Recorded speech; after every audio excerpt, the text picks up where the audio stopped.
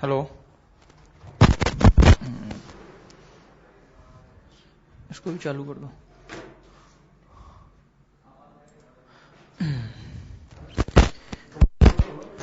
Today we start new chapter which name is gravitation. आज हम gravitation के बारे में बात करेंगे। ग्रेविटेशन पढ़ेंगे, क्या होता है ग्रेविटेशन, कैसे ये फोर्स वर्क करता है, किसने इसकी खोज की। तो इसके बारे में बात करने से पहले मैं बताना चाहता हूं कि ग्रेविटेशन जो है, इसकी खोज या यूं बोलें कि इसका आविष्कार जो है, या फिर जो भी इसके बारे में जिसने भी बात की, ये बात काफी सालों से चली आ रही है। ये ऐसा नहीं है कि अभी कुछ रिसेंटली कुछ 100 साल या 200 साल पहले से हुआ है। ये कम से कम 2000 ईयर बिफोर पहले से ये सब चला आ रहा है। कई सारे फिलोसोफर थे, इन्होंने इस पे कई सारे एक्सपेरिमेंट किए, कई सारे उन्होंने एग्जांपल्स दिए। तो ये काफी टाइम से चला आ रहा है। और ग्रेविटेशन जो है, ये एक गैलेक्सी है बहुत बड़ी, जिस गैलेक्सी के अंदर ही ग्रेविटेशन का आविष्कार किया गया है, खोज किया गया है। तो ग्रेविटेशन के बारे में जानना बहुत डिफिकल्ट है हमारे लिए तो, बट हम हमारे सिलेबस के अकॉर्डिंग जितना आएगा वो सब हम यहां पर कवर करेंगे। बाकी ग्रेविटेशन में पढ़ने के लिए बहुत कुछ है, जिस पर अभी भी रिसर्च जारी है, 2000 साल से चल रही है और आगे भी चलती रहेगी। ठीक है, तो हम यहां थोड़ा सा सोच रहे हैं कि आपको पहले दिखाएं कि ग्रेविटेशन क्या होता है, कैसे ये वर्क करता है, कैसे इसकी खोज हुई। तो एक वीडियो देखेंगे हम इस पर बेस्ड।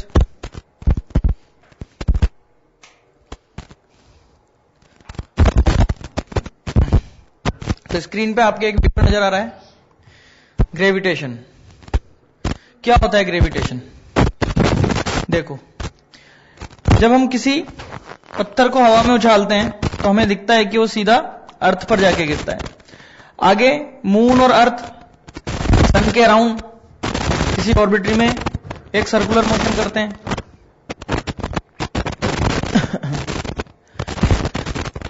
देखो यहां पे ये एक स्ट्रेट पाथ है। आइजैक न्यूटन ने ये यूनिवर्सल लॉ ऑफ ग्रेविटेशन दिया था। उसने बताया था कि जब किसी स्टोन को छोड़ा जाता है किसी भी, तो उसके और अर्थ के बीच में एक फोर्स अट्रैक्ट होता है, जिसे हम ग्रेविटेशन बोलते हैं। ये म्यूचुअल अट्रैक्शन फोर्स होता है, ये रिपल्सन नहीं करता है, केवल ये अट्रैक्शन होता है। डेफिनेशन ये है कि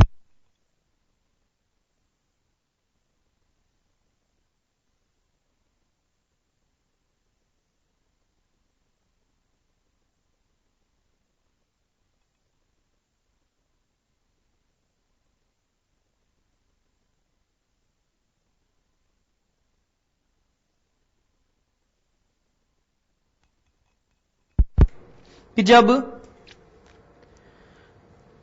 अर्थ से ऊपर किसी स्टोन को छोड़ा जाता है तो वो क्या होता है कि अर्थ पे आके गिर जाता है। तो हम ये देखते हैं यहां पे कि अर्थ ने कुछ ना कुछ तो फोर्स इस पे अट्रैक्ट किया होगा और इसने भी कुछ उस पे अट्रैक्ट किया होगा। तो जो इस फोर्स को हम बोलते हैं अट्रैक्टिव फोर्स को, उसको हम बोलते हैं क्या? Gravitation force. ये एक एक्शन रिएक्शन फोर्स होता है। जितना फोर्स अर्थ इस पे लगा रही है उतना ही फोर्स स्टोन अर्थ पे लगाता है, अट्रैक्टिव फोर्स होता है। तो न्यूटन सेकंड लॉ के अकॉर्डिंग F = ma होता है। तो एक्सीलरेशन इक्वल टू क्या हो जाएगा? F/m। तो एक्सीलरेशन इक्वल टू क्या हो जाएगा? F/m। यानी हम ये बोल सकते हैं कि जिसका मास ज्यादा होगा उसका एक्सीलरेशन कम होगा। ऑब्वियस सी बात है, जिसका मास ज्यादा होगा उसका एक्सीलरेशन कम होगा। तो अर्थ का जो मास है वो स्टोन के मास से बहुत ज्यादा है, इसलिए हमको अर्थ का एक्सीलरेशन नहीं नजर आता है, सिर्फ मास का एक्सीलरेशन नजर आता है, क्योंकि उसका एक्सीलरेशन बहुत कम होता है। इतनी देर में तो स्टोन आके अर्थ पे गिर जाता है और कोलाइड कर जाता है। ठीक है, तो ये बताना अब मैं आगे जब नोट्स में लिखेंगे तो हम बात करेंगे इसके बारे में। जैसे मैं बात करूं सन के चारों ओर, देखा है हमने कि अर्थ जो है वो राउंड करती है, और ऐसे मून और काफी सारे प्लेनेट हैं जो राउंड करते हैं। तो अर्थ को जो है, सन को जो है हमने क्या माना है? सेंटर माना है। इस गैलेक्सी का, यूनिवर्स का सेंटर किसको माना गया है? अर्थ को माना गया है, ऐसा बोला गया है। अगर हम बात करें यूनिवर्सल लॉ ऑफ ग्रेविटेशन की, यूनिवर्सल लॉ ऑफ ग्रेविटेशन क्या होता है उसके बारे में भी बात कर लेते हैं। ये लॉ न्यूटन ने दिया था, केवल न्यूटन ने ये फोर्स दिया था, ये लॉ दिया था। इसको देखते हैं, उसके बाद में बताऊंगा कि आगे क्या क्या हुआ। न्यूटन बस ये फॉर्मूला देके चला गया था लास्ट था ये, इसके बाद इसकी डेथ हो गई थी जिसने ये फॉर्मूला दिया था। यूनिवर्सल लॉ ऑफ, तो गैलीलियो ने और केपलर ने, इन्होंने भी कुछ लॉ दिए थे, ये आगे उसी पर बेस्ड है gravitation.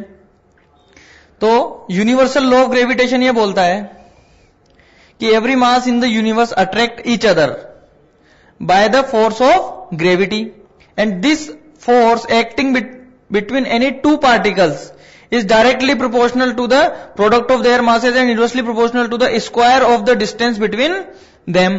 So this force act along the line joining of the center of the two particles. ये ग्रेविटेशन का यूनिवर्सल लॉ है।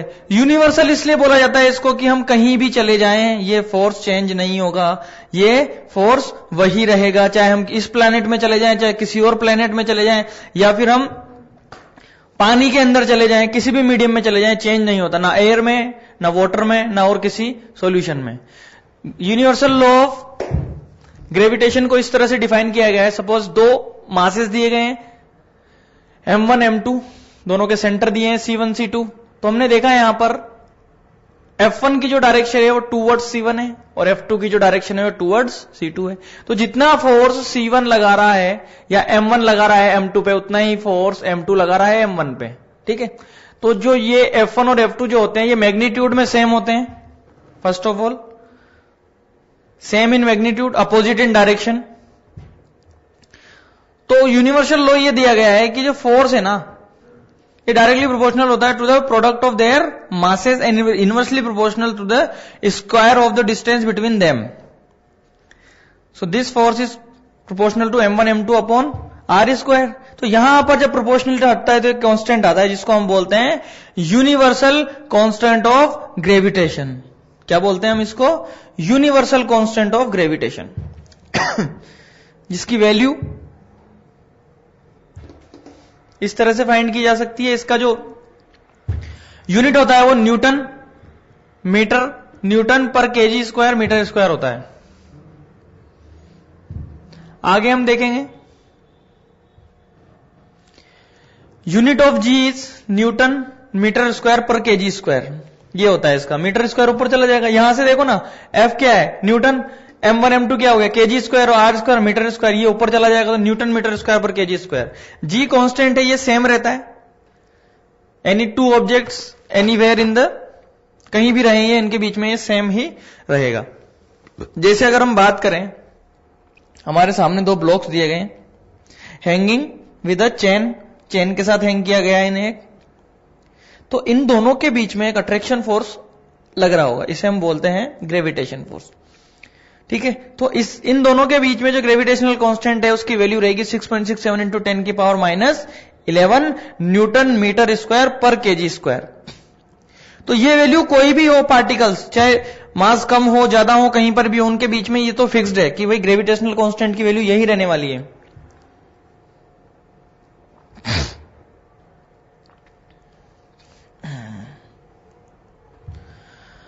तो हम ये निकाल सकते हैं फोर्स, इसके बारे में कि किस तरह से फोर्स वर्क करता है। जैसे कि हम बात करें, कोई दो स्टूडेंट है वो चैप्टर ग्रेविटेशन ही पढ़ रहे हैं, इसका मास 35 kg है और इसका मास 40 kg है। ठीक है, दोनों के बीच की डिस्टेंस है 1 मीटर, दोनों के बीच की डिस्टेंस कितना है 1 मीटर। तो F इज इक्वल टू क्या होगा, इन दोनों के बीच में जो अट्रैक्शन फोर्स होगा G m1 m2 upon r square, G m1 m2 upon r square, और F is equal to -6.67 into 10 की power -11 multiply by 35 40 divide by 1 का स्क्वायर। और हमने कैलकुलेट कर लिया कि इन दोनों के बीच में जो फोर्स लग रहा है वो कितना फोर्स लग रहा है। इजीली कैलकुलेट कर सकते हैं हम, केवल हमें मासेस की जरूरत है और डिस्टेंस की जरूरत है। जैसे हम बात करें इस पेपर की,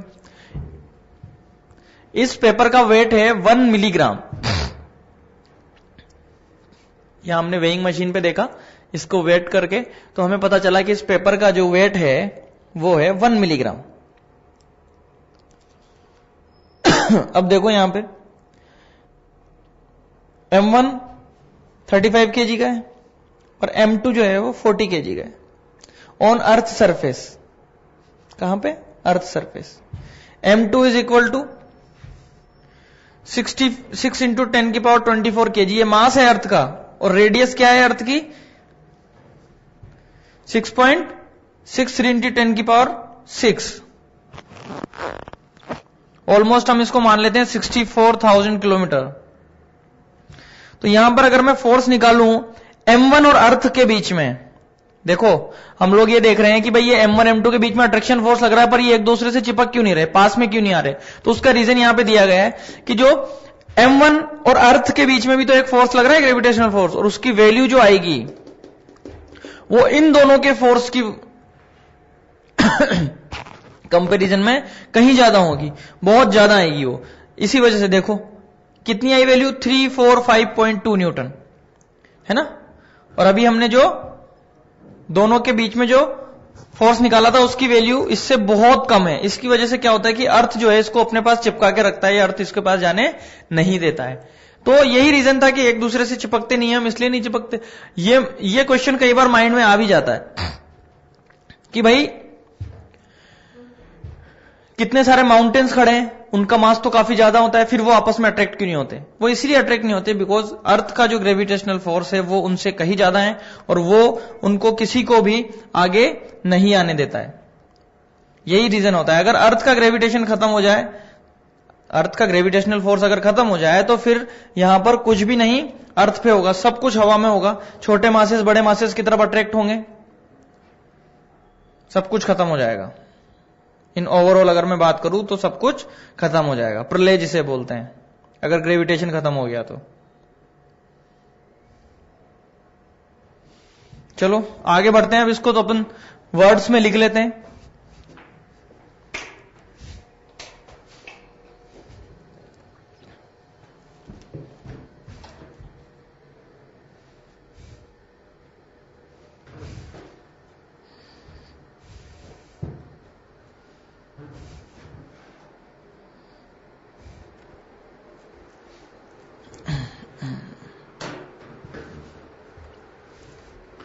तो आगे बढ़ते हैं चैप्टर की ओर। हेडिंग डालेंगे हम ग्रेविटेशन।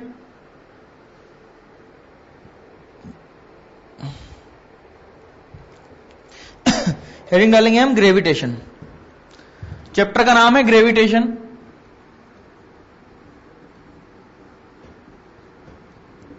पहली हेडिंग डालेंगे हम इसमें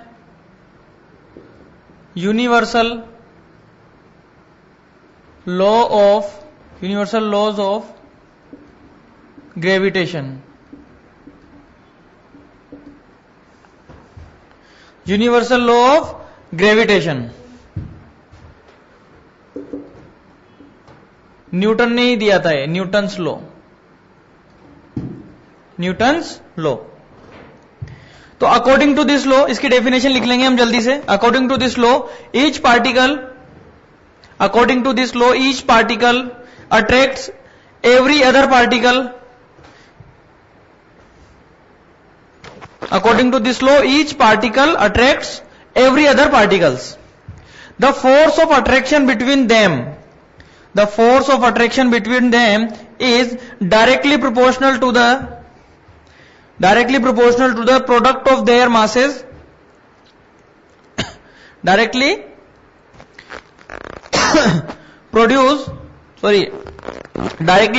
to the product of their masses and inversely proportional to the square of the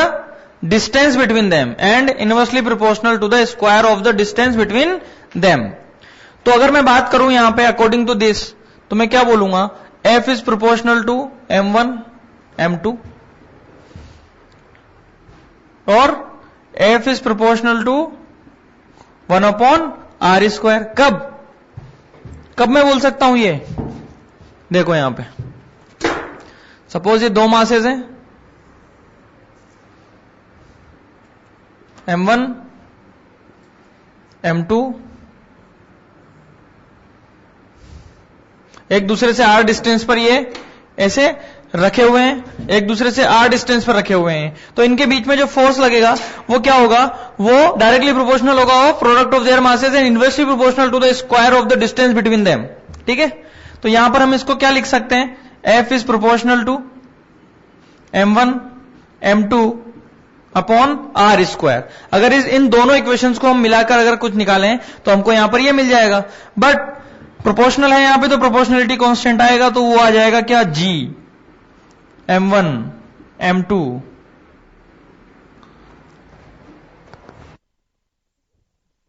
sorry G m1 m2 upon r square. इसको हम बोलते हैं gravitation law, universal law of gravitation, इसी को हम बोलते हैं universal law of gravitation. G m1 m2 upon r square. Here G is universal constant of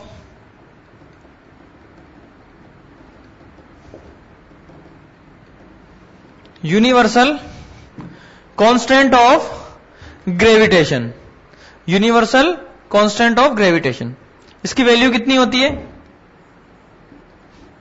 6.67 into 10 की पावर -11 न्यूटन मीटर स्क्वायर पर केजी स्क्वायर। यहीं से निकाला है इसको, देखो G इक्वल टू क्या लिख सकते हैं, F r square upon m1 m2, F का newton, r square metre square, kg kg यानी केजी स्क्वायर। ये लो, यहीं से इसकी यूनिट निकली है, तो ये यूनिट है, इसकी यूनिट भी लिख लेना डायरेक्टली इसको। तो देखो ये जो लो था ये न्यूटन ने दिया था, ये जो लो था G m1 m2 upon r square, ये न्यूटन ने दिया था, और ये लो देकर वो चला गया बस। ये जो ग्रेविटेशनल कांस्टेंट है ना, ये न्यूटन ने नहीं निकाला था, इसकी खोज जो की थी उसकी खोज की थी कैवेंडिश ने। ये ग्रेविटेशनल कांस्टेंट जो दिया था वो कैवेंडिश ने दिया था। किसने दिया था, कैवेंडिश ने। न्यूटन ने बस ये फॉर्मूला दिया था बस। हालांकि ये फॉर्मूला भी जब उसने दिया तो ये काफी कुछ उसने रिसर्च करके किया था, जो उसने पहले पढ़ा था, जो वो पढ़ता आ रहा था 2000 साल पहले से, जो थ्योरी थी उस थ्योरी को उसने पूरा बेस्ड करके सब कुछ करके उसने उस पर रिसर्च किया। उसके बाद उसने ये वाला एक लॉ दिया था। इसके पीछे छोटी मोटी कहानियां हैं, बोलते हैं कि भाई वो पेड़ के नीचे बैठा हुआ था, एप्पल गिर गया तो उसने देखा कि एप्पल कैसे गिरा, तो उसने इसकी खोज की। ऐसा कुछ नहीं है, एप्पल गिरा ये सही है, लेकिन वो इसके बारे में पहले से स्टडी कर रहा था। इन सब चीजों के बारे में वो काफी टाइम से पढ़ता हुआ आ रहा था, क्योंकि पहले 2000 साल पहले ये सब बोला गया था कि अर्थ जो है, अर्थ को सेंटर बताया गया था कि अर्थ जो है वो एक सेंटर है, और सब कुछ जो जितने भी प्लेनेट हैं, सन और मून, ये सब उसके अराउंड क्या करते हैं, चक्कर लगाते हैं। हमें लगता भी ऐसा ही है, हम पृथ्वी पे बैठे हैं तो हमारे रेस्पेक्ट में तो पृथ्वी क्या है, रेस्ट पर है। हम ये देखते हैं सन निकलता है इधर से और वापस घूम के उधर राइज हो जाता है, इधर राइज हुआ और उधर अपसेट हो जाता है, ठीक है। तो क्या होता है, हमको ऐसा लगता है कि सन जो मूव कर रहा है, हम तो क्या है, रेस्ट पर है, लेकिन ऐसा नहीं होता। जब आगे ये थ्योरी बढ़ी, इस थ्योरी को और आगे बढ़ाया, तो न्यूटन ने ये एक लॉ निकाला। लेकिन बाद में ये पता चला, केपलर वगैरह और जो बाकी जो बाद में आए, उन्होंने ये बताया कि भाई पृथ्वी सेंटर नहीं है, सेंटर तो सन है। सन जो है, सन वो है सेंटर, इस यूनिवर्स का सेंटर सन है, और उसके अराउंड ही सब कुछ, ये जितने भी हैं सब कुछ उसके अराउंड ही चक्कर लगाते हैं। चाहे अर्थ ले लो, चाहे मून ले लो, चाहे कोई भी प्लेनेट ले लो, ये सब उसके अराउंड चक्कर लगाते हैं, ठीक है। तो जी के बारे में लिख लिया, आगे बढ़ते हैं हम इसके बारे में।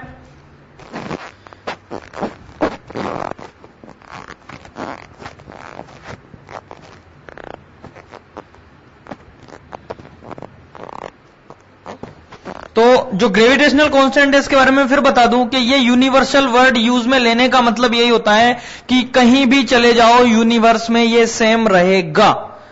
ना ये शेप पे डिपेंड करता है, ना ये मास पे डिपेंड करता है, और ना ही ये साइज पे डिपेंड करता है। अगर 1 kg का स्फीयर है और 2 kg का कोई स्टोन है, दोनों का शेप मैच नहीं कर रहा, बट इनके बीच में जो यूनिवर्सल कांस्टेंट होगा वो सेम रहेगा। ना ये साइज पे डिपेंड करेगा, ना शेप पे डिपेंड करेगा, ना ही मास पे डिपेंड करेगा। ये हमें याद रखना है, इसलिए तो हम इसको बोलते हैं, that's why it's called is universal constant of gravitation. और जो ये लॉ है, इसको भी हमने यूनिवर्सल लॉ बोला है, बाकी लॉज को यूनिवर्सल नहीं बोला। यूनिवर्सल का मतलब ही हो गया कि आप कहीं भी चले जाओ, ये इतना ही एक्ट करेगा। चाहे आप यहां खड़े हो, चाहे आप 2 स्टोन को आपने यहां रखा, चाहे आप 20,000 किलोमीटर दूर जाके वहां पर उनको रखो, तब भी उनके बीच में उतना ही फोर्स लगेगा जितना अभी लग रहा था। तो ये किसी चीज पे डिपेंड नहीं करता है ना, ये भी साइज पे डिपेंड नहीं करता, शेप पे डिपेंड नहीं करता, कुछ भी साइज हो कुछ भी शेप हो, बस मास पे डिपेंड करता है। और किस पे डिपेंड करता है? उनके बीच की डिस्टेंस पर। अगर उनको छेड़ोगे तो ये चेंज होगा, बाकी ना शेप पे डिपेंड करता ना साइज पे डिपेंड करता।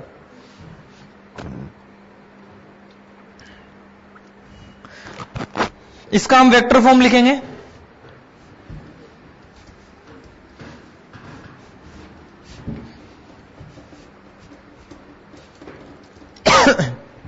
लिखेंगे हम Newton's law of gravitation in vector form. Newton's law of gravitation in vector form. तो एफ जी बोल देता हूं मैं इसको, क्योंकि ग्रेविटेशन लगेगा ये। G m1 m2 upon r square, G m1 m2 upon r square. ये जी वो वाला जी नहीं है, एक्सीलरेशन वाला जी नहीं है। इसको ये मत बोल देना कि एक्सीलरेशन वाला जी है, उसकी वैल्यू 9.8 होती है, इसकी 6.67 होती है। ये अलग है, वो अलग है। तो अगर मुझे वेक्टर फॉर्म में लिखना होगा तो क्या लिखूंगा मैं? आर कैप, जैसे सपोज m2 m1, ठीक है, बीच का distance this one, m1 m2 बीच का डिस्टेंस दिस।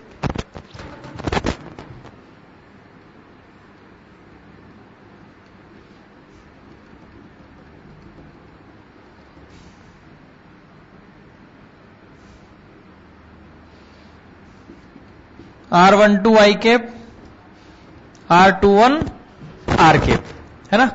तो भाई ये आर कैप क्या होता है? असिस्टेंट होता है एक तरह का। ये क्या करता है? डायरेक्शन बताता है। इसका खुद का मैग्नीट्यूड तो 1 होता है, तो किसी से मल्टीप्लाई कर लो उसको चेंज नहीं कर पाता, केवल उसकी डायरेक्शन को डिनोट करता है, इसलिए हम इसको असिस्टेंट भी बोल सकते हैं। तो यहां मैंने लिखा आर कैप। अब ये सब हमको पता है कि r cap is equal to r vector upon mod of r. तो अगर मैं यहां पर वैल्यू पुट करूं तो ये क्या हो जाएगा? G m1 m2 r vector upon r vector का क्यूब। ये हो गया वेक्टर फॉर्म में। किसमें हो गया? ये वेक्टर फॉर्म में हो गया, ठीक है। अगर मैं बात करूं यहां पर F12 की, तो F12 का मतलब हो गया कि F यानी m1 मास पे m2 जो फोर्स लगा रहा है उसको हम बोलेंगे क्या? F12। G m1 m2 upon r square और आर कैप ऑफ 12। इसी तरह से मैं F21 लिखूंगा, G m1 m2 upon r square R21 cap. 21 का मतलब हो गया 2 पर जो 1 फोर्स लगा रहा है वो, ठीक है। मैंने ये माइनस क्यों लगाया? क्योंकि इनके बारे में एक बात बोली जाती है कि ये जो फोर्सेस हैं ये जो है मैग्नीट्यूड में सेम होते हैं। देखो मैग्नीट्यूड ये रहा इनका, बट डायरेक्शन में एक दूसरे से अपोजिट होते हैं, इसलिए मैंने ये माइनस साइन यहां पर लगाया है। अगर मैं ये लिखना चाहूं तो मैं ये लिख सकता हूं कि F12 is equal to minus F21। Magnitude में तो सेम है लेकिन डायरेक्शन में अपोजिट है। या फिर मैं ये भी लिख सकता हूं कि r cap 12 is equal to minus r cap 21। एक ही बात है, ये दोनों की डायरेक्शन अपोजिट हो गई। तो ये वेक्टर फॉर्म में हम इस तरह से डिनोट करते हैं इसको। आगे बढ़ते हैं हम इसमें। ऐसा कुछ है ही नहीं इसमें। देखो इलेक्ट्रोस्टैटिक फोर्स सभी ने पढ़ा होगा, जहां तक इलेक्ट्रोस्टैटिक फोर्स के बारे में सभी को नॉलेज है कि इलेक्ट्रोस्टैटिक फोर्स क्या होता है। क्या होता है? F equals to K Q1 Q2 upon r square, यही होता है। ग्रेविटेशन चैप्टर का मैक्सिमम पार्ट जो है वो सब कुछ इसी पर डिपेंड करता है। जिस तरह से इलेक्ट्रोस्टैटिक फोर्स होता है उसकी एप्लीकेशंस होती हैं, उसके इलेक्ट्रिक फील्ड होता है, उसका इलेक्ट्रिक पोटेंशियल एनर्जी, और जो कुछ भी उसमें बहुत सारी चीजें हैं वो सब एज इट इज इसमें होती है। यानी अगर मैं इस फोर्स को इस फोर्स से कंपेयर करूंगा तो यहां पर मुझे एक बस थोड़ा सा कंपैरिजन नजर आएगा कि K की जगह पे तो G आ गया है यहां पे, और Q1 की जगह Q2, और सॉरी Q1 की जगह M1 और Q2 की जगह M2।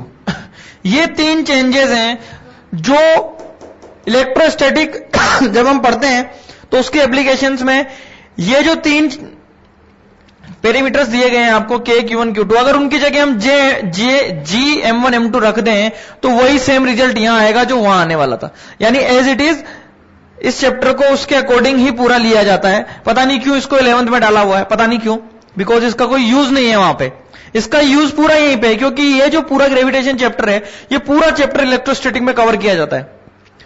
बस इतना सा चेंजेस है कि वहां K की जगह पे हम G रख देंगे, Q1 की जगह M1 रख देंगे और Q2 की जगह M2 रख देंगे। सभी फॉर्मुलोज में जितने भी फॉर्मूले हैं ना वहां पे, सभी फॉर्मूले में यही चेंजेस आता है बस, और कोई चेंज नहीं आता, सब कुछ सेम रहता है, सारी कहानी वही रहती है। जैसे देखो, बस इसमें थोड़ा सा ये है कि अट्रैक्शन रिपल्सन दोनों होता है, बाकी कहानी वही रहती है पूरी। ये फोर्सेस क्या होते हैं? प्रोडक्ट के प्रोपोर्शनल होते हैं, इनके बीच की डिस्टेंस के स्क्वायर के इनवर्सली प्रोपोर्शनल होते हैं, ये मैग्नीट्यूड में सेम होते हैं, डायरेक्शन में अपोजिट होते हैं, ये एक्ट करते हैं line joining of their centre, सब कुछ वही सेम चलता है पूरी कहानी। बस इतना सा डिफरेंस आता है कि K की जगह G, Q1, Q2 की जगह M1, M2 आ जाता है। बट फिर भी हम थोड़ा सा इसके बारे में लिख लेते हैं। लिख लो इसके बारे में कि gravitational force between two bodies, gravitational force between two bodies form an action reaction pair. बिल्कुल सही है, एक्शन रिएक्शन पेयर होगा ना। इस बॉडी पर ये इधर फोर्स लगा रहा है तो ये उतना ही फोर्स उतने अमाउंट का इस तरफ लगा रहा है, और एक्शन रिएक्शन पेयर का मतलब क्या हो गया कि मैग्नीट्यूड में सेम और अपोजिट डायरेक्शन में। तो ऐसा ही तो हो रहा है यहां पे, और सेम नेचर के होने चाहिए, एक ही नेचर के हैं दोनों ग्रेविटेशनल फोर्स। तो gravitational force between two bodies form an action reaction pair. The force are equal in magnitude and opposite in direction. Equal in magnitude and opposite in direction.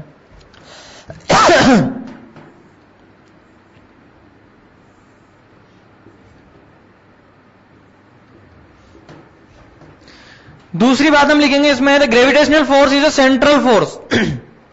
Gravitational force is a central force. अब बात यहां पर यह आती है कि यह central force क्यों बोला गया है? ये एक बॉडी है, ये एक बॉडी है, इनके बीच में लग रहा है, भाई सेंट्रल फोर्स क्यों बोला? सेंट्रल फोर्स इसलिए बोला है क्योंकि न्यूटन ने जो ये फॉर्मूला दिया था ग्रेविटेशन का, ये फॉर्मूला उसने पॉइंट मास के लिए दिया था। किसके लिए? पॉइंट मास के लिए। तो हम इस पूरी बॉडी को क्या करते हैं, एक पॉइंट मास मानकर सारा मास वहां पर कंसंट्रेटेड मान लेते हैं। ये लो, हो गया ना सेंटर फोर्स, इसीलिए हम इसको सेंटर फोर्स भी बोलते हैं। लिखो इसमें, gravitational force is a central force. It acts along the line joining of the center of the two bodies. It acts along the line joining the center of the two interacting bodies. जो bodies आपस में interact कर रही है उनके बीच में लगता है। थर्ड पॉइंट हम इसमें लिखेंगे, gravitational force between two bodies, gravitational force between two bodies is independent of nature of medium. ये मैंने लिखा दिया है कि नेचर ऑफ मीडियम पर डिपेंड नहीं करता है, कहीं भी ले जाओ। चाहे इसको पानी में डालो, जैसे हमने देखो इलेक्ट्रोस्टैटिक में जब हम दो चार्ज को पानी के अंदर डालते हैं तो वो फोर्स जो है वो चेंज हो जाता है, लेकिन ग्रेविटेशन फोर्स चेंज नहीं होता है। आगे लिखो इसमें, gravitation force between two bodies does not depend upon the gravitational force between two bodies does not depend upon the presence of other bodies. जैसे सपोज M1, M2, M3, इन दोनों के बीच में फोर्स लगेगा, इन दोनों के बीच में लगेगा, इन दोनों के बीच में, इन दोनों के बीच में जो फोर्स एक्ट कर रहा होगा ना, उसको इससे कुछ लेना देना नहीं है। ये बॉडी अगर यहां पर है या नहीं है, इन दोनों के बीच में जो फोर्स है वो तो उतना ही रहेगा। अगर ये बॉडी आ जाएगी तो इन दोनों के बीच में कोई और दूसरा फोर्स आ जाएगा, लेकिन इन दोनों के बीच का जो फोर्स है ये चेंज नहीं कर सकता। इसका मतलब यही होता है, ठीक है। दूसरी बात, ग्रेविटेशनल फोर्स जो होता है ना, ये बहुत लॉन्ग रेंज का होता है। Gravitational force is long range force. That's why we called him weak force. क्यों बोलते हैं हम इसको weak force? देखो बताता हूं मैं weak force क्यों बोलते हैं इसको। एक तो इसकी लॉन्ग रेंज होती है, दूसरी बात G की वैल्यू कितनी होती है? 6.67 इंटू 10 की पावर -11, ये देखो यहां पे -11 से जब 10 की पावर -11 से किसी पार्टिकल को किसी भी वैल्यू को आप जब मल्टीप्लाई करोगे तो वो वैल्यू जो है ऑब्वियसली बहुत नेग्लिजिबल हो जाएगी। इसकी वजह से ही जो है ना ग्रेविटेशनल फोर्स की वैल्यू आती है वो बहुत कम आती है, बहुत कम आती है। इस वजह से हम इसको वीक फोर्स भी बोलते हैं। जैसा कि हमने न्यूटन्स लॉ ऑफ मोशन में पढ़ा था, 4 फोर्सेस थे फंडामेंटल फोर्सेस के बारे में। कौन कौन से फोर्सेस थे? एक तो इलेक्ट्रोमैग्नेटिक फोर्स था, दूसरा ग्रेविटेशन फोर्स था, न्यूक्लियर फोर्स था और वीक फोर्स थे। तो इसको मैंने बताया था कि ये भी एक तरह का वीक फोर्स होता है क्योंकि लॉन्ग रेंज के लिए होता है। तो आई थिंक समझ में आ गया होगा अच्छे से कि ग्रेविटेशनल फोर्स क्या होता है, यूनिवर्सल लॉ ऑफ ग्रेविटेशन भी क्या होता है, सबके बारे में अच्छे से हमको शायद समझ में आ चुका है।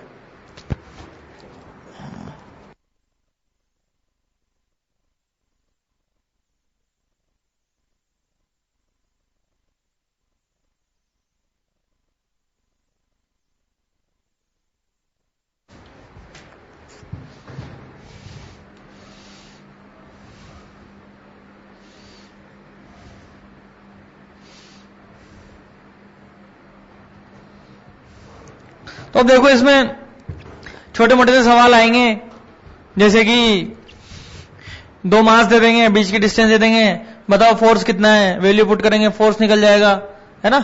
ऐसे इजी इजी से क्वेश्चन बनते हैं, ज्यादा टिपिकल क्वेश्चन इसमें बनते नहीं है, इस लॉ पर बेस्ड जो होते हैं। या फिर तुमसे है ना ये पूछ लेंगे कि भाई बताओ किस डिस्टेंस पर नेट फोर्स 0 होगा, मास दे देंगे 2। करना चाहो तो एक एग्जाम्पल करवा देता हूं, वैसे कोई मतलब है नहीं उसका। जैसे मान लो ये m 2m, ये इस पे इधर फोर्स लगाएगा और ये इस पे इधर फोर्स लगाएगा, बीच की डिस्टेंस है इनकी r, ठीक है। F1 F12 F21 अब तुमसे पूछा जाए बताओ बीच में ऐसा कौन सा पॉइंट है जिस पर ये फोर्स जो है वो 0 रहेगा, ऐसा कौन सा पॉइंट है जिस पॉइंट पर फोर्स बैलेंस होगा, 0 रहेगा। तो हमको पता है कि दोनों इक्वल मैग्नीट्यूड में और अपोजिट डायरेक्शन में होते हैं, equal in magnitude opposite in direction. तो कोई तो ऐसा पॉइंट होगा जहां पर ये, तो निकालो जैसे इलेक्ट्रोस्टैटिक में किया करते थे।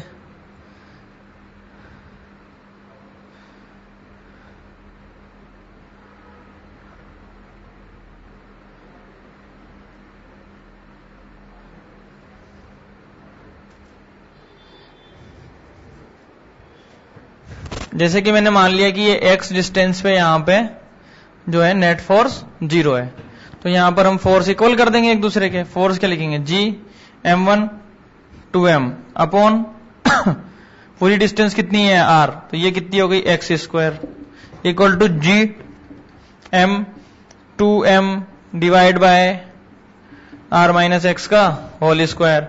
इससे तो ये कैंसिल हो गया, दोनों तरफ अंडर रूट कर दोगे तो x इक्वल टू कितना आ गया? r minus x. तो 2x इक्वल टू r आ गया और x इक्वल टू आ गया r/2। ये लो, यानी r/2 डिस्टेंस पर फोर्स जो है 0 हो जाएगा। इस तरह के क्वेश्चन ही बनेंगे बस, और इससे ज्यादा इस पे क्वेश्चन नहीं बन पाते। ज्यादा से ज्यादा क्या होगा, कुछ वेलोसिटी पूछ लेगा तुमसे, तो इस पर फालतू क्वेश्चन करने से अच्छा हम आगे बढ़ते हैं। आते भी नहीं है इस पे इस तरह के क्वेश्चन। चलो नेक्स्ट हेडिंग डालेंगे हम, principle of superposition. Principle of superposition.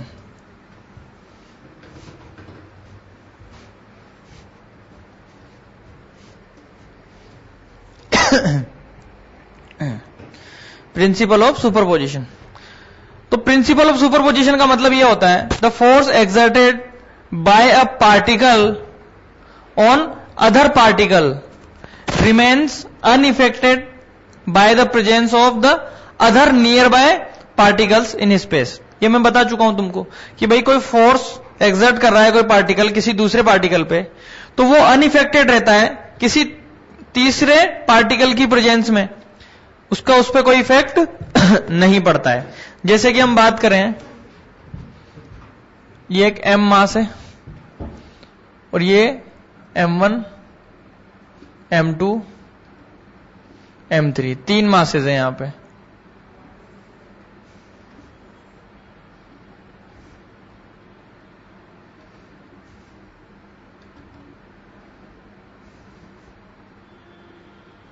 M1, M2 और M3, 3 मासेज है यहां पे।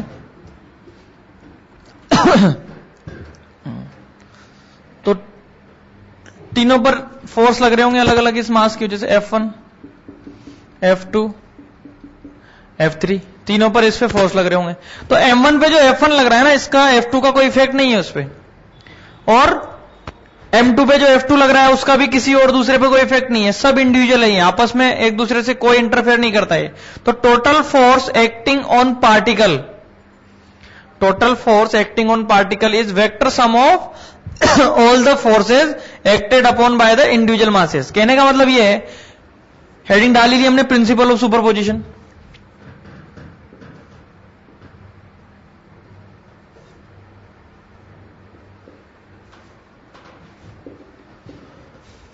प्रिंसिपल ऑफ सुपरपोजिशन क्या होता है? प्रिंसिपल ऑफ सुपरपोजिशन, इसकी वजह से 3 मासेस पे फोर्स लग रहे हैं, M1, M2, M3।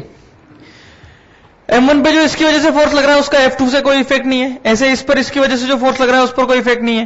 तो इन पर तो सब पे इंडिविजुअल फोर्स लग रहे हैं, लेकिन इस M पर 3 फोर्स एक्ट कर रहे होंगे, M1 की वजह से, M2 की वजह से, M3 की वजह से। तो M1 पर जो फोर्स लग रहे होंगे M पर जो तीनों फोर्स लग रहे होंगे, तो हम ये बोलते हैं कि प्रिंसिपल ऑफ सुपरपोजिशन ये बताता है कि the total force acting on a particle is the vector sum of all the forces, is the vector sum of the all the forces acted upon by the individual masses when they are taken alone। यानी कहना चाहता हूं मैं ये कि F equal to, इस पर जो फोर्स लग रहा होगा उसको हम कैसे लिखेंगे? F1 plus F2 plus F3। और अगर ज्यादा मास हुए, n मास हुए, तो Fn तक। तो इसको हम बोलते हैं प्रिंसिपल ऑफ सुपरपोजिशन। कितने भी मास हो, उन सभी मास का जो फोर्स है वो सब हम क्या करेंगे? एक साथ ऐड कर देते हैं, उसको वेक्टर सम निकाल लेते हैं उनका। क्या करते हैं? वेक्टर सम ले लेते हैं। वेक्टर सम लेते हैं क्योंकि वेक्टर क्वांटिटी है यहां पे। इसको हम बोलते हैं प्रिंसिपल ऑफ सुपरपोजिशन। जैसे कि अगर हम बात करें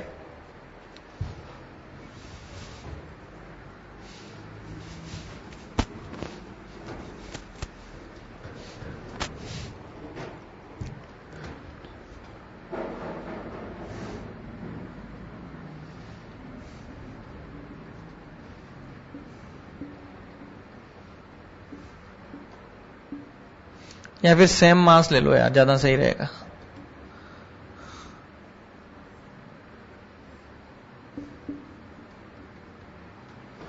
ये एक स्क्वायर है, इसके सभी कॉर्नर्स पे mm मास रखे हुए हैं, है ना। 4 point masses each of mass m are placed on the corner of square of side A। Calculate the magnitude of gravitational force experience by each particle. कोई भी एक पार्टिकल है उसका बता दो जो ग्रेविटेशनल फोर्स यहां पर अपने ऊपर एक्ट कर रहा होगा बाय ईच पार्टिकल। बहुत सिंपल क्वेश्चन है, कुछ नहीं करना, हमारे रूल्स के अकॉर्डिंग जाएंगे और फॉर्मूला के अकॉर्डिंग जाएंगे। देखो ये मास और ये मास एक दूसरे को अट्रैक्ट कर रहा होगा, तो इस पर निकाल रहा हूं मैं, इस वाले पे, ठीक है ना। ये ले रहा हूं मैं, टेस्ट चार्ज ले लेता हूं, ये इस पर हम निकाल रहे हैं। तो इसकी वजह से इस पर लग रहा होगा इधर फोर्स, इसकी वैल्यू होगी F। इस मास की वजह से इधर लग रही होगी, उसकी वैल्यू भी होगी F, क्योंकि दोनों के बीच की डिस्टेंस सेम है और मास भी सेम है, इसलिए दोनों फोर्स क्या हो गए? F। तीसरे की वजह से इस डायरेक्शन में फोर्स लग रहा होगा और ये F1 कहलाएगा, because distance between these two masses is not same as the earlier two masses. यानी इनके बीच की डिस्टेंस जो है वो सेम नहीं है। कोई बात नहीं है, तो कोई बात नहीं, करने की कोशिश करते हैं। ये तो हमको पता है कि ये जो होगा ये 45 डिग्री पे, और ये भी कितना है? 45 डिग्री पे। बिल्कुल ठीक बात समझ में आई हमको। तो अगर हम बात करें यहां पे, तो F और F, इन दोनों का रिजल्टेंट भी इनके बीच में आएगा कहीं पे, क्योंकि F है और एंगल 45 डिग्री है, तो वो इसी लाइन पे कहीं आएगा, तो उसको हम बोलेंगे √2F, यही बोलेंगे। तो net force F is equal to √2F vector plus F1 vector. कोई नहीं, वैल्यू पुट करो। F की वैल्यू क्या आ जाएगी यहां पे? देखो एफ क्या लिखूंगा मैं यहां पे, G M M square upon बीच का डिस्टेंस कितना है, A square multiply by √2 plus F1 कितना लिखूंगा, जी एम स्क्वायर अपॉन बीच का डिस्टेंस कितना हो जाएगा, देखो ये है ए और ये है ए, तो ये कितना हो जाएगा, √2a, √2a का होल स्क्वायर। आगे इसको सोल्व कर लेंगे बस, तो ये हो जाएगा देखो जी एम स्क्वायर अपॉन ए स्क्वायर तो आ गया कॉमन, यहां बचेगा √2 प्लस 1/2, और सोल्व करना है तो और सोल्व कर सकते हैं इसको, जी एम स्क्वायर ए स्क्वायर 2√2 प्लस 1/2। तो ये होता है प्रिंसिपल ऑफ सुपरपोजिशन। कोई भी एक पॉइंट चुना, उस पर फोर्सेस लिख दिए, लेकिन वेक्टर्स हम लिखेंगे, हम ये भी ध्यान रखना है यहां पे, क्योंकि इन दोनों के बीच का एंगल 90 डिग्री था, इसलिए रिजल्टेंट आ गया इसी लाइन पे √2f, और F1 उसी डायरेक्शन में, तो उन दोनों को हमने क्या किया, ऐड कर दिया। लिख लो इसको जल्दी से। तो इसी तरह के क्वेश्चन आएंगे ज्यादा से ज्यादा, और मान लो थोड़ा और कोई टिपिकल क्वेश्चन पूछ ले सपोज,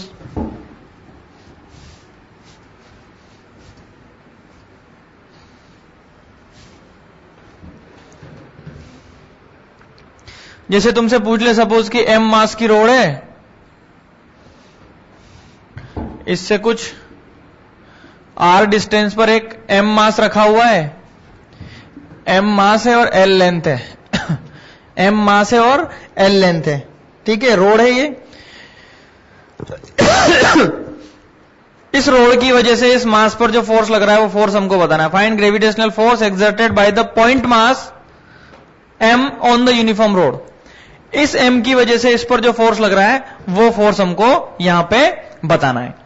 अब देखो मास जो है इस रोड में यूनिफॉर्मली डिस्ट्रीब्यूटेड है। इस रोड में अगर मैं बात करूं, रोड है ये रोड, इसको समझना है, ऐसे रोड सीधी रोड है ना, तो m मास है और l लेंथ है। अब ऐसे क्वेश्चन हमने सेंटर ऑफ मास में भी किए थे। अब ये जो मास है पूरा डिस्ट्रीब्यूटेड है, पूरे इसको अगर पॉइंट मास तो नहीं मान के कर सकते, तो हम क्या करेंगे कि यहां से, ये देखो l लेंथ है इसकी, ये याद रखना, यहां से x डिस्टेंस पर हम एक dx एलिमेंट चूज करेंगे जिसका मास होगा dm, जिसका मास होगा dm, यानी dx हम यहां पर एक एलिमेंट चूज करेंगे और उस dx एलिमेंट की वजह से जो फोर्स लग रहा होगा वो लगाएंगे और उसको इंटीग्रेट कर देंगे तो पूरा फोर्स हमको यहां पे मिल जाएगा। dm क्या हो जाएगा, बार बार नहीं बताऊंगा, मैं बता चुका हूं, इसको हम बोलते हैं लेमडा dx, और lambda is equal to m/l, याद रखना है, बार बार नहीं बताऊंगा। तो dm हम डायरेक्ट लिख सकते हैं, जब लेंथ की बात आएगी तो लेमडा dx, और अगर एरिया की बात आएगी तो dm equal to sigma dA, और वॉल्यूम की बात आएगी तो dm equal to rho dV, ठीक है। तो यहां पर कितना आ जाएगा, सिग्मा dx, ठीक है। इस एलिमेंट की वजह से जो फोर्स लग रहा होगा उस फोर्स को लिख लेते हैं पहले। क्या लग रहा होगा, देखो ये dm मास है और वो m मास है, तो क्या बोलूंगा मैं इसको, g तो लगेगा, मास है dm, उसका मास है m, डिवाइड बाय इनके बीच का डिस्टेंस x, और r, x प्लस r का होल स्क्वायर। ये मिल गया हमको यहां पे, यानी मैं मान सकता हूं कि df फोर्स होगा, क्योंकि छोटा सा मास है तो df फोर्स हो जाएगा। इसको इंटीग्रेट कर देंगे अपन, इसको इंटीग्रेट कर देंगे, लिमिट कहां से कहां, 0 से l, लिमिट कहां से कहां रखेंगे, 0 से l तक ही तो रखेंगे। आगे देखो, आगे क्या करेंगे, इंटीग्रेट कर दो इसको, क्या हो जाएगा ये, GM upon L,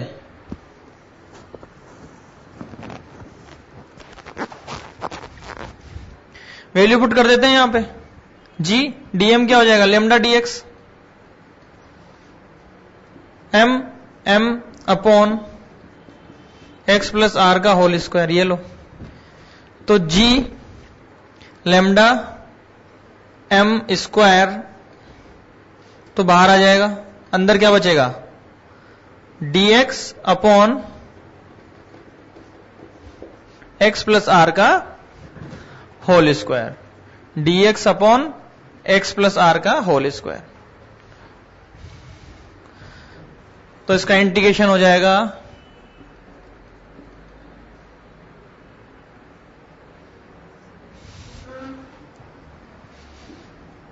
-1 upon x, यानी -1 upon x plus r, limit 0 से l।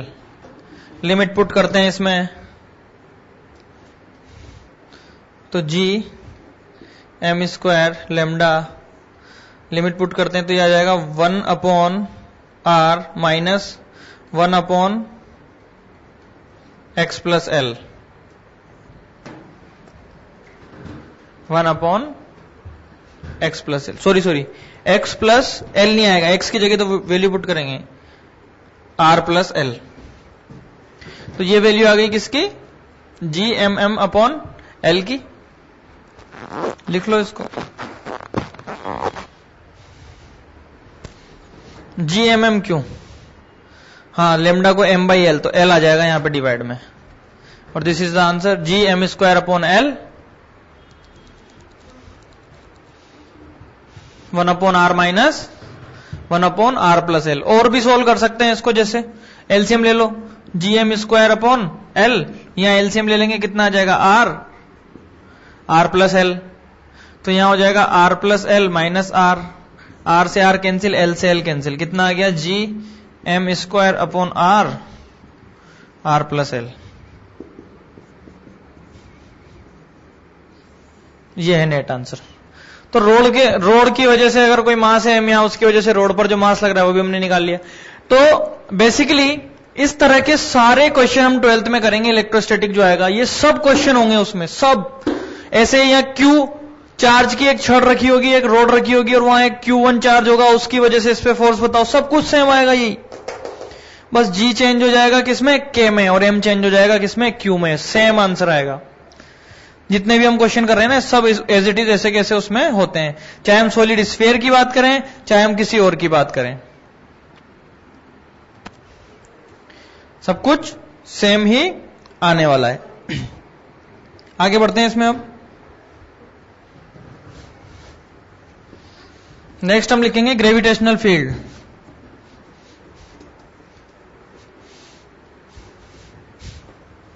नेक्स्ट हेडिंग हम लिखेंगे ग्रेविटेशनल फील्ड। ऐसा कुछ है नहीं इसमें पढ़ने लायक, स्टार्टिंग की बात कर रहा हूं मैं, पढ़ने लायक तो स्टार्टिंग में पढ़ने लायक है नहीं, क्योंकि ये सब कुछ वापस से रिपीट टेलीकास्ट होगा। जब आप लोग इलेक्ट्रोस्टैटिक पढ़ोगे ना तो उसमें पढ़ाया जाएगा अच्छे से, तो उसके बाद ही इस चैप्टर को पढ़ाया जाता है ना, तो उसके अंदर सब कुछ आएगा। जैसे जैसे आप उसको पढ़ोगे सारी एप्लीकेशन सब कुछ मैंने बता ही दिया। जी चेंज हो जाएगा के में, Q1 Q2 M1 M2 में, बाकी एज इट इज पूरा का पूरा वैसा का वैसा चलेगा। नया हेडिंग डालेंगे हम gravitational field.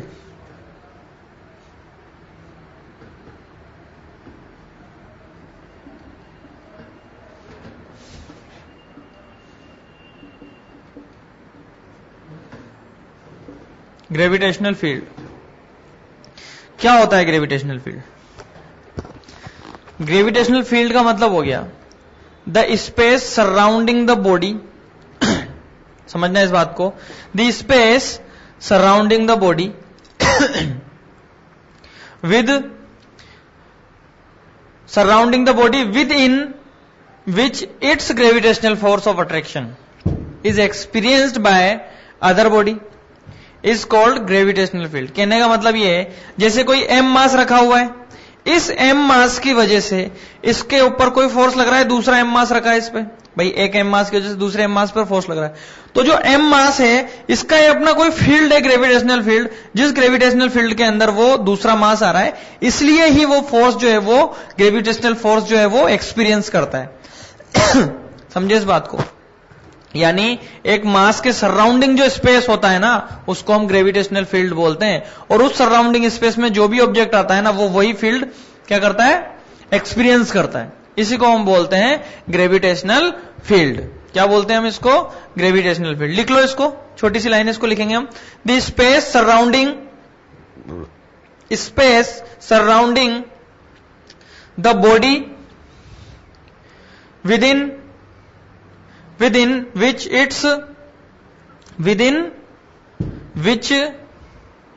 its gravitational force of attraction is experienced by other bodies, which is gravitational force of attraction is experienced by other bodies, is called gravitational field, is called gravitational field. Gravitational field जो होता है ना, electric field की तरह ही होता है, बिल्कुल electric field की तरह होता है. वहीं से कंपेयर करेंगे हम सब कुछ. इलेक्ट्रिक फील्ड ई बोलते हैं जिसको. Electric field E is equal to k q upon r square. क्या होता है? के क्यू अपॉन आर स्क्वायर. तो इसका मतलब अगर मैं बात करूं यहां पे, तो ई जी बोल रहा हूं मैं यहां पे ग्रेविटेशनल, तो के को रिप्लेस कर देंगे जी से और क्यू को रिप्लेस कर देंगे एम से. ये होना चाहिए इसके अकॉर्डिंग, तो फिर G m upon r square यही होगा, यहां पर यही होगा. ठीक है. दूसरी बात, एक और इसकी डेफिनेशन होती है, the intensity of gravitational field at a point. सुनना ढंग से बात. The intensity of a gravitational force, इसको लिखी लो. The intensity of the gravitational field at a point is defined as the force experienced by a unit mass, defined as the force experienced by a unit mass placed at that point. तो कहने का मतलब है unit mass की वजह से, यानी force per unit mass, किसी पर यूनिट मास पर जो फोर्स एक्सर्ट हो रहा है उसको हम इलेक्ट्रिक फील्ड बोलते हैं. E equal to F by m. यहां से कुछ जाना पहचाना सा तो नहीं लग रहा हमको ये. F इक्वल टू एम ऐसा कुछ होता है, तो A इक्वल टू क्या हो जाता है? F by m. F by m यानी E equal to F by m. E equal to F by m, that means F by m तो एक्सिलरेशन होता है. समझ में आई बात? तो भाई यही होता है G, जिसकी वैल्यू हम लेते हैं 9.8 मीटर पर सेकेंड स्क्वायर. इसी को बोलते हैं हम G, F बाई एम. यही होता है. क्या होता है ये? Acceleration due to gravity. यानी E, बेसिकली E जो होता है ना ग्रेविटेशनल फील्ड, वो G ही होता है. ग्रेविटेशनल फील्ड का मतलब होता है G यहां पे, क्योंकि F by m force upon mass क्या होता है? एक्सिलरेशन. ठीक है. यूनिट जो होती है इसकी यूनिट लिख लो, यहीं से पता चल जाएगा. न्यूटन केजी पर केजी, न्यूटन पर केजी. एम मतलब मास, तो न्यूटन पर केजी हो गया ना, ये यूनिट हो गई इसकी. ये क्या हो गई? इसकी यूनिट हो गई. तो इंटेंसिटी, नेक्स्ट हेडिंग डालेंगे हम. इंटेंसिटी नेक्स्ट हेडिंग डालेंगे हम. ये तो हमने इसकी डेफिनेशन लिख ली. आगे बढ़ते हैं हम. Intensity of gravitational field, intensity of gravitational field due to point mass, due to point mass.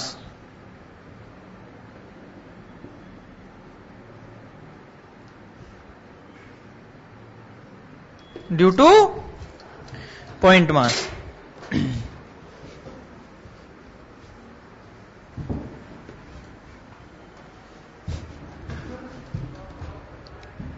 अच्छा, डायरेक्शन किधर होगी इसकी? अट्रैक्शन है ना, तो इस पॉइंट पर अट्रैक्ट करेगी. बाहर की तरफ ही तो होगी, क्योंकि ये इसको अट्रैक्ट करेगी ना. यहां पर कोई मास रखा होगा तो ये उसको अट्रैक्ट करेगा, यानी डायरेक्शन उधर हो जाएगी, यानी आर कैप उधर हो जाएगा. ये आर कैप की डायरेक्शन हो गई. ठीक है. तो हमने तो ये समझ लिया कि किसी पॉइंट पर अगर कोई फोर्स लग रहा है तो यूनिट फोर्स जो होगा वो क्या कहलाएगा? इलेक्ट्रिक फील्ड, ग्रेविटेशनल फील्ड कहलाएगा वो, है ना. यानी the intensity of the gravitational field at a point is defined as the force experience by a unit mass. मतलब एक यूनिट मास जो फोर्स एक्सपीरियंस कर रहा है ना, उसी को हम क्या बोलते हैं? Gravitational field. तो हम क्या करेंगे? इस एम मास की वजह से,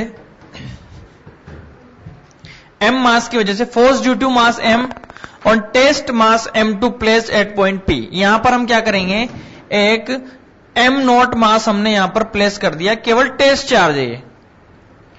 यहां पर हम टेस्ट कर रहे हैं इलेक्ट्रिक फील्ड इंटेंसिटी को कि क्या होगी। तो टेस्ट चार्ज हमने यहां पे रखा, तो इस टेस्ट चार्ज की वजह से जो फोर्स एक्सर्ट होगा उसको हम क्या बोलेंगे, G m not upon r square, G m not upon r square. Hence E is equal to F by m. तो यहां पर क्या हो जाएगा, किस जगह निकाल रहे हैं हम, उस पॉइंट पर, यानी एफ बाई एम नॉट रखो, G m not upon r square, m not से एम नॉट कैंसिल।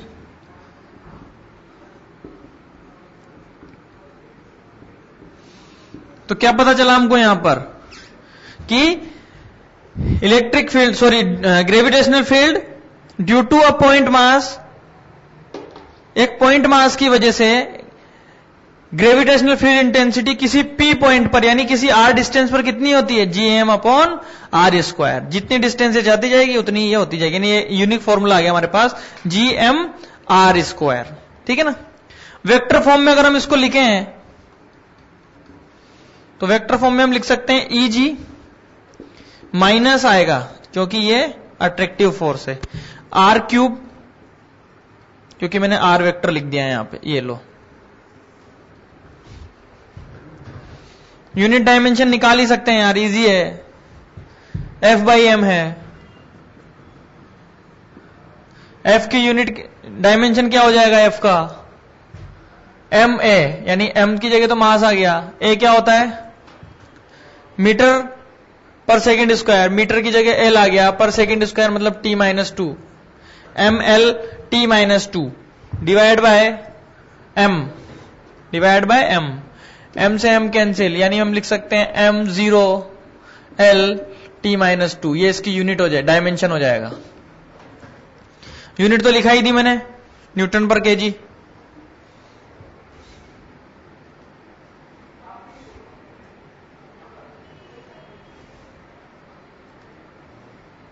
चलो फिर नेक्स्ट क्लास में कंटिन्यू करेंगे हम, अभी के लिए ठीक है इतने।